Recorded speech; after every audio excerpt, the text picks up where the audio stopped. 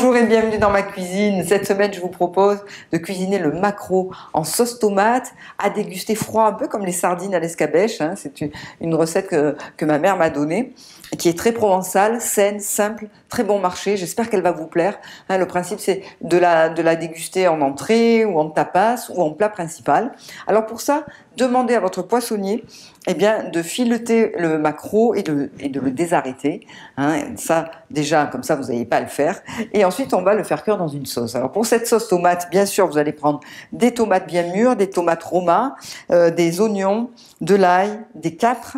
Ensuite, pour l'assaisonnement, bien sûr, huile d'olive, sel, piment ou poivre, un petit peu de vin blanc. Et puis, n'oubliez pas de mettre, si vous pouvez trouver alors des branches de fenouil frais comme ça. En ce moment, en Provence, on en a sur les chemins. Sinon, vous prenez des bâtonnets de fenouil séché, ça marchera. Voilà pour les ingrédients. Maintenant, c'est parti pour la recette. Pour cette recette, on va commencer bien sûr par préparer la sauce tomate que vous allez préparer en amont, donc n'oubliez pas d'anticiper. L'idéal, c'est la veille pour le lendemain. Vous allez émincer les oignons en lamelles. Les tomates, vous récupérez la pulpe et le jus, ça c'est très important.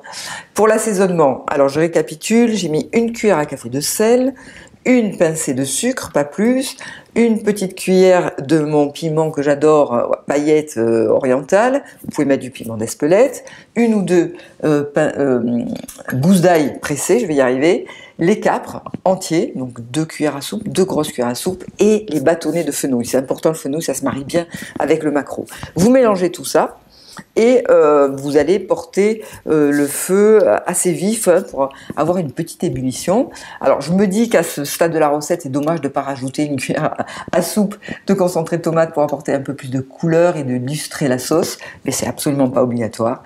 Là je mélange enfin et je laisse l'eau s'évaporer, je vais laisser compoter tout ça, cette sauce, une trentaine de minutes. Les oignons doivent être fondants, les saveurs vont être concentrées, voilà, vous voyez la différence de couleur.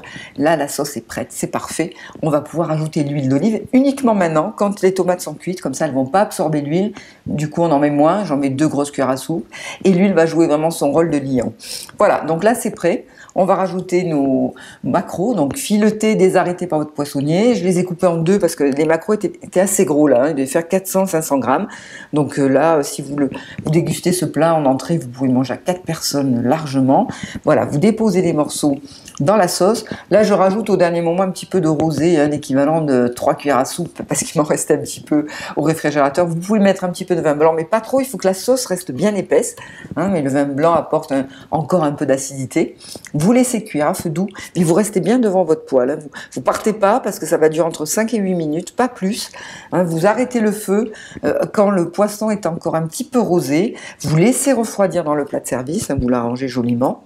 Et puis dernière étape qui est très importante, vous allez déposer le plat qui est refroidi au réfrigérateur 1 nuit ou 8 heures minimum.